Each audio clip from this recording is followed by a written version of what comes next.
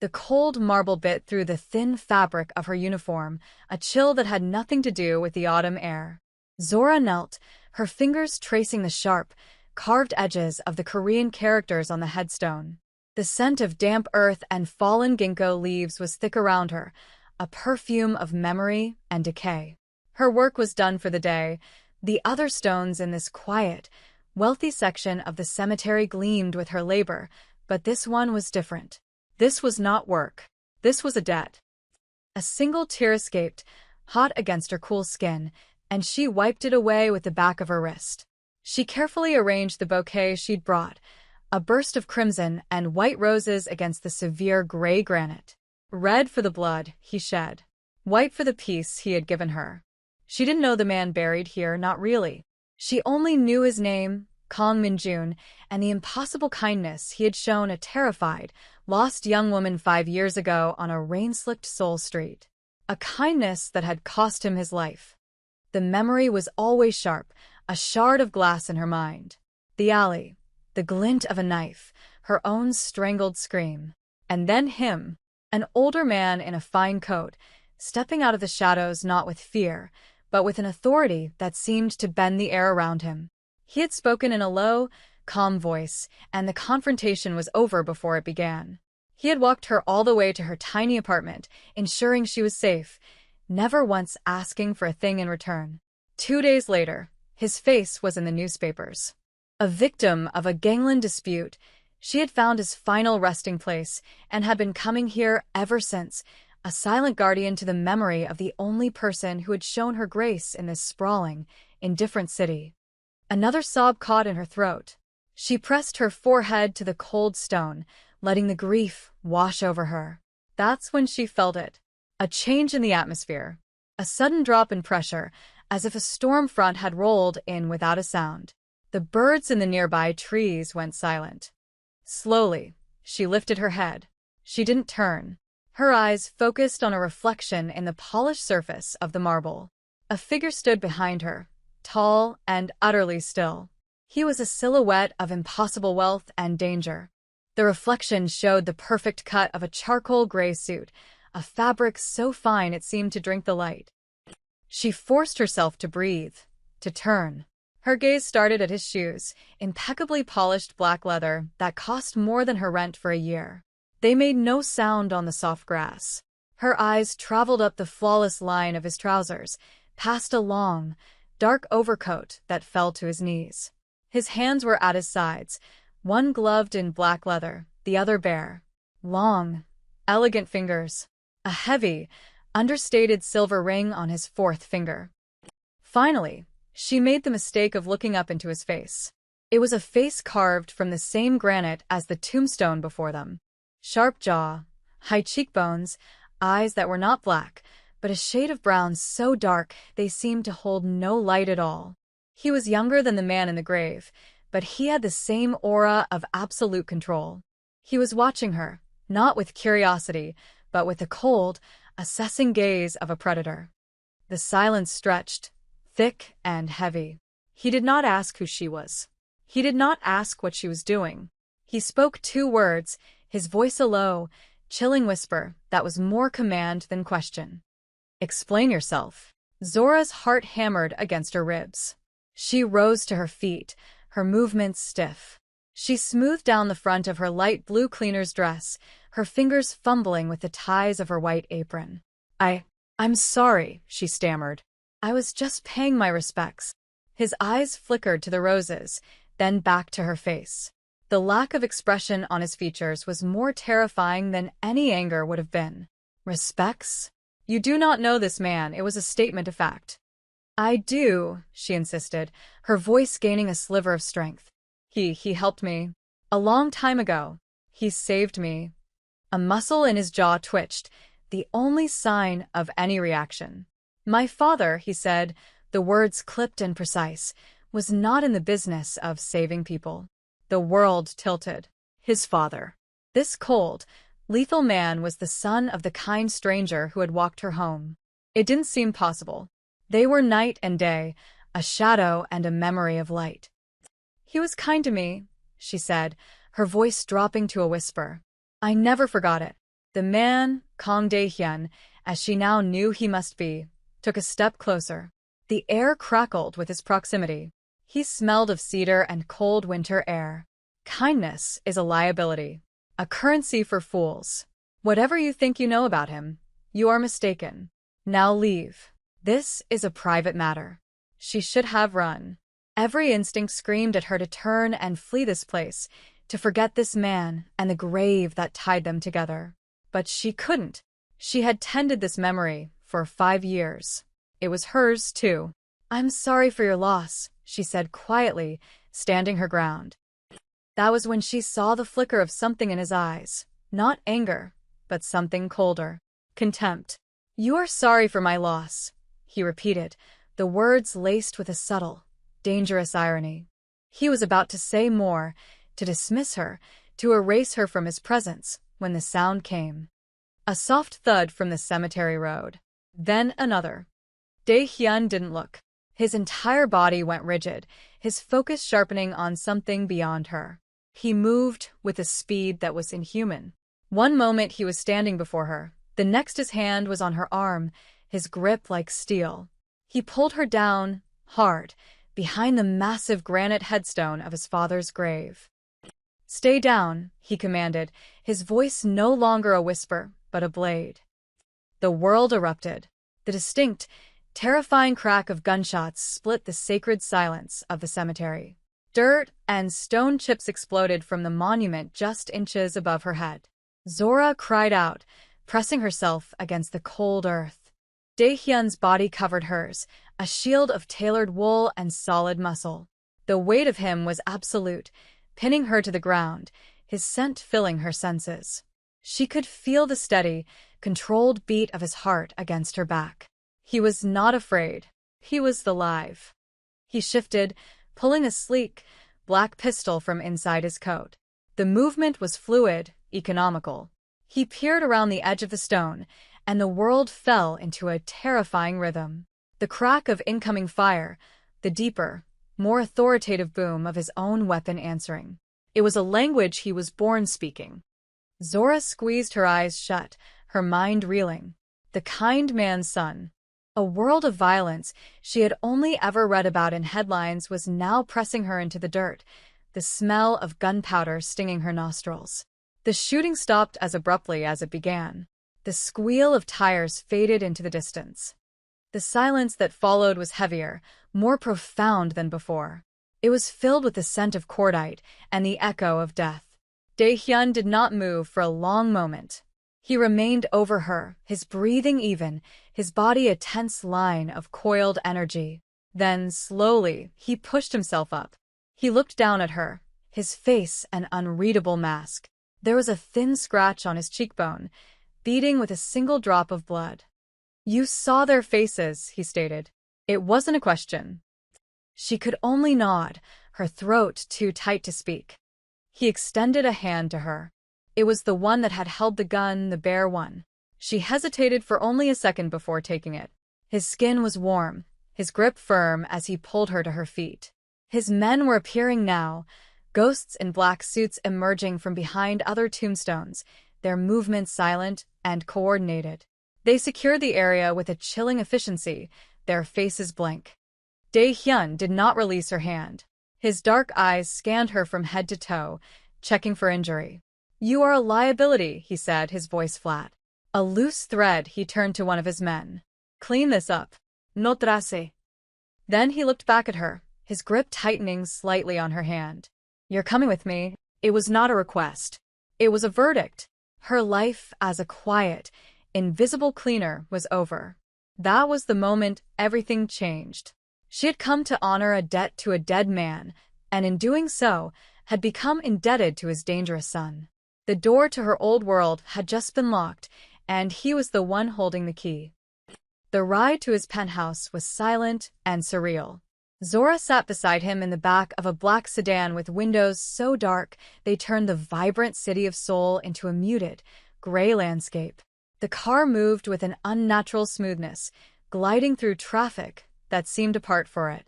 Dae-hyun stared out his window, his profile sharp and unforgiving. He hadn't spoken a word since they'd left the cemetery. Zora's mind raced, trying to process the violent shift in her reality.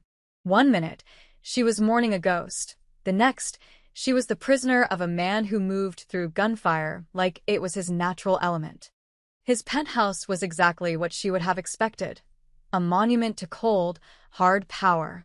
It occupied the entire top floor of a skyscraper overlooking the Han River. The walls were glass, the floors polished black marble, the furniture sparse and brutally modern. There was no art, no photographs, no personal touches. It wasn't a home. It was a fortress, a perch from which a predator watched his territory. He led her to a stark living area and finally released her wrist. The skin was red where he'd held her. "Sit," he commanded, gesturing to a low leather sofa. He walked to the vast window, his back to her, a dark silhouette against the glittering cityscape. "Tell me again," he said, his voice dangerously soft. "About my father." She swallowed, her throat dry. "There's nothing more to tell. It was 5 years ago. I was new here, I didn't speak the language well. I got lost in Myeongdong. 2 men cornered me in an alley. Your father, he stopped them. He walked me home." "He walked you home," Dae-hyun repeated, the words dripping with disbelief. He turned around, his eyes boring into her. "My father did not take walks. He did not intervene in street crime. He built an empire that fed on the weakness of men like those who cornered you. What you describe is not the man I knew." "I don't know what to tell you," she whispered, her hands clenched in her lap. "I only know what he did for me." Dae-hyun's gaze was relentless. He was searching for a lie, an angle, a weakness he could exploit. "Who sent you? Was it my uncle? Are you a reporter? A police informant?" "I'm a cleaner," she said, a spark of defiance in her voice. "I clean the graves at that cemetery. That's all." He fell silent, studying her. She could feel his intelligence like a physical force, dissecting her, analyzing every flicker of her expression. That's when he let something slip, a crack in his glacial facade. "My father's only act of kindness was a betrayal," he said, his voice low and laced with a bitterness, so profound it seemed to poison the air. "He trusted his brother. My uncle. He brought him into the heart of the family, and that trust cost my mother her life. She was taken from us because of who he was, because of a weakness he mistook for loyalty. He never saved anyone.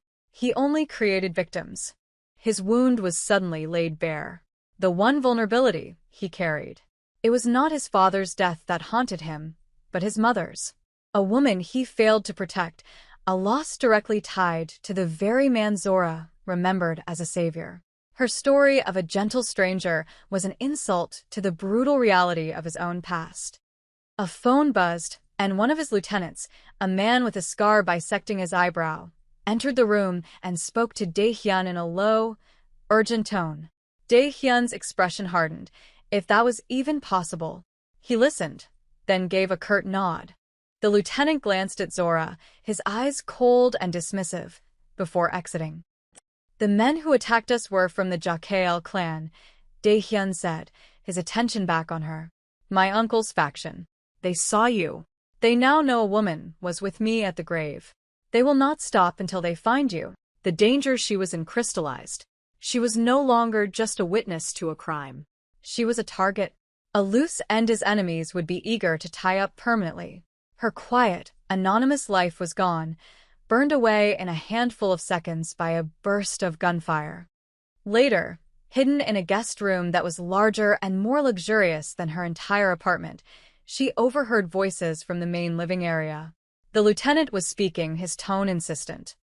"She's a risk we cannot afford. We don't know who she is or what she wants. A civilian witness is a liability. We should handle it before they get to her." The silence that followed was terrifying. Zora's blood ran cold. She knew what handle it meant. She leaned against the door, her ear pressed to the wood, straining to hear Dae-hyun's reply. But there was nothing. He was considering it. In his world, a life like hers was expendable, a piece to be sacrificed to protect the king. Panic clawed at her throat, but something else rose with it. Anger. She would not be a victim. She would not be a pawn to be swept off the board. She straightened up, took a deep breath, and opened the door. She walked back into the living room. Both men turned, surprised. The lieutenant looked furious at her intrusion. Dae-hyun's face was unreadable. She walked right up to him, her chin held high. "You want to get rid of me because you think I'm a liability," she said, her voice shaking but clear. "But you're wrong. I'm not a liability. I'm an asset." The lieutenant scoffed. "An asset? You're a cleaner." "I'm observant," she shot back, her eyes locked on Dae-hyun. "I notice things people overlook. It's my job." She took a breath. "The car they used, a black Genesis. Your men already know that. But they probably don't know about the decal on the rear passenger window. It was small, a silver wolf's head, howling. It was custom, not a manufacturer's mark. That's how you'll find them." Silence. The lieutenant stared at her, his contempt replaced by a flicker of shock. Dae-hyun's gaze intensified. He had been there in the middle of a firefight and he hadn't seen it. But she had. Huddled on the ground, terrified for her life, she had noticed a detail that could break the case open. She had made a choice. She could have stayed in the room, waiting for her fate to be decided. Instead, she had walked out and demanded her right to survive, proving her worth in the only language they understood: information. She chose to stay, to help, to become part of the solution instead of the problem. Dae-hyun dismissed his lieutenant with a flick of his wrist. The man left, closing the doors behind him, leaving them alone again in the cavernous room. "You are surprising," Dae-hyun said. It was the closest thing to a compliment he was capable of. It was only then that she noticed the dark stains spreading on the side of his pristine white shirt, just below his ribs. "You're hurt," she said, her focus shifting. He glanced down, dismissing it. "It's a graze. It needs to be cleaned," she insisted. "Or it will get infected." Before he could protest, she went to the minimalist bathroom, found a first aid kit, and returned. "Take off your jacket and your shirt." He watched her, a strange expression on his face, a mixture of annoyance and something else she couldn't name. For a moment, she thought he would refuse. Then, with a sigh of resignation, he shrugged off his overcoat and his suit jacket, pulling his firearm from its holster and placing it on a glass table with a heavy, definitive click. He unbuttoned his shirt, his movements precise. The wound was a nasty gash, bleeding sluggishly. The skin around it was already starting to redden. Zora's old instincts from her 2 years of nursing school kicked in. She worked efficiently, her hands steady as she cleaned the wound with antiseptic. The sting of it made him flinch, a barely perceptible tightening of his abdominal muscles. He was all lean muscle and taut skin, marked by the faint, pale lines of older scars. The space between them shrank. She was so close she could feel the heat radiating from his body. The scent of him, cedar, antiseptic, and something uniquely masculine, filled her senses. She was acutely aware of his stillness, of the way he watched her, his dark eyes tracking the movement of her hands. She finished dressing the wound, her fingers brushing against his warm skin as she secured the bandage. Her touch was professional, but in the charged silence of the room, it felt intimate, dangerous. Her eyes met his. The silence stretched, thick with unspoken words. For the first time, she saw something in his gaze that wasn't cold calculation or suspicion. It was a flicker of something human. He looked down at her hand, which was resting near the bandage. He noticed the small, silvery scar on her knuckle, a remnant of a childhood accident. He opened his mouth as if to ask, but then closed it, pulling his armor back into place. But the moment had happened. A connection forged in violence and sealed with a quiet act of care. It was the first, undeniable sign that he was beginning to see her not as a liability, or a cleaner, or a ghost from his father's past, but as Zora. Just Zora. And that, she knew, was the most dangerous thing of all. The Silver Wolf decal was the key. It led Dae-hyun's men to a nondescript auto body shop in a gritty industrial district on the outskirts of Seoul. It was a known front for the Jokail clan. Dae-hyun decided to go himself, with a small, elite team. He told Zora to stay in the penthouse, where she would be safe. She refused. They're hunting me, she argued, her voice firm. I'm not going to hide like a frightened child while you fight my battle. I saw the decal. I should be there. He studied her for a long moment, his face impassive. She expected him to refuse, to lock her in the room. Instead, he gave a single sharp nod. Stay in the car. No matter what happens. The garage was quiet when they arrived, deceptively so. Daehyun's men moved like shadows, securing the perimeter. He got out of the car, his hand resting on the gun beneath his jacket. He looked back at her one last time, his eyes conveying a silent command. Stay. She watched as they breached the entrance, disappearing into the dark maw of the building. Seconds stretched into an eternity. Then, a deafening explosion ripped through the structure, shattering the windows and sending a plume of fire and black smoke into the night sky. It was a trap. Zora's heart stopped. She threw the car door open, ignoring his order. Debris rained down around her as she ran toward the burning building. Daehyun, she screamed, her voice lost in the roar of the flames. Chaos erupted. Jakael soldiers poured out from an adjacent building, firing on Daehyun's men as they scrambled from the wreckage. It was an ambush. In the confusion, a large, burly man with a cruel face spotted her. He broke from the firefight and lunged, grabbing her by the arm and dragging her back toward the shadows. She fought, kicking and scratching, but he was too strong. He clamped a hand over her mouth, his breath hot and foul against her cheek. Through the smoke and flashing lights, she saw Daehyun emerge from the garage, soot-stained and bleeding from a cut on his forehead, but alive. His eyes swept the scene, and then they found her. For a split second, the cold, controlled mask he always wore shattered. She saw a raw, primal fury in his eyes, a look of sheer terror that stunned her. He thought he was about to lose her. That single, unguarded moment changed everything. He moved. He was no longer a tactician, he was a force of nature. He cut a path through the firefight with a singular, terrifying purpose. Her. The men between them fell with surgical precision. He reached her captor, and the fight was brutally short. A flash of steel, a choked cry, and she was free. The man crumpled to the ground. Daehyun grabbed her, pulling her against his chest. His arms were like steel bands around her, holding her so tightly she could barely breathe. His heart hammered against her, a wild, frantic rhythm.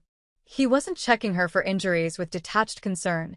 He was clinging to her, his breath ragged against her hair. It was the most raw, unguarded emotion she had ever seen from him. His men were winning the fight, the ambush turning against the Jakael. In the aftermath, they found one of the attackers still alive, pinned under a collapsed beam. It was the man who had grabbed her. He was begging for his life, his words a desperate, gurgling plea. Daehyun stood over him, his face dark with a cold rage, his gun in his hand. He was going to execute him. Zora looked at the man's terrified face, and she felt no pity. Only the ghost of the man's foul breath on her skin, the memory of his bruising grip. She saw a length of twisted rebar lying on the ground nearby. She bent down, picked it up, its weight heavy and real in her hand. She walked to Daehyun and held it out to him. Her own hand was perfectly steady. He saw my face, she said, her voice quiet and clear in the sudden lull. He knows I can identify them. Daehyun looked from the rebar to her face. He saw no fear, no hesitation. He saw choice. She was no longer an innocent civilian dragged into his world. She was an active participant. She had crossed a moral line she could never uncross, choosing survival, his survival, their survival, over the principles of her old life. He didn't take the rebar. He didn't need it, but he understood the gesture. He gave a slight nod, a silent acknowledgement of her allegiance, before turning back to the business at hand.